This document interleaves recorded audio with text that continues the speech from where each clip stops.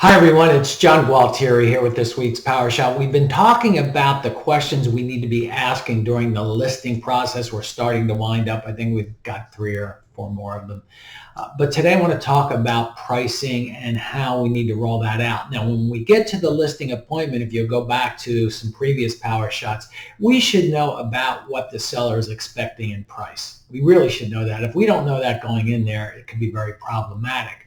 Now, before I engaged in a conversation about pricing, I would always ask the following question. Mr. and Mrs. Smith, I'm just curious, are you familiar with how an appraiser goes about valuing a property? How an appraiser, assigns a value to a home? And then I would shut up. And most of the time they did not. And then I would say, well, listen, may I explain to you what that looks like? And then I would explain to them and I would say, so guys, here's the thing. Most of the time people are going to be getting a mortgage and the mortgage company appraiser is going to go through that process. So can we just keep that in mind as we go through the pricing conversation?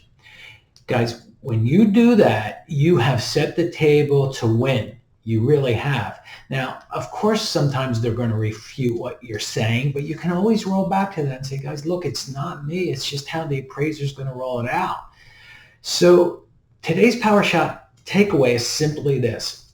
When you get to the pricing portion of your listing presentation, your listing process, always ask if your seller understands how property valuation is done. So if you know anyone who might benefit from this week's PowerShot, please pass it on. And in the meantime, get out there, chop wood, carry water, and do it like you mean it. God bless.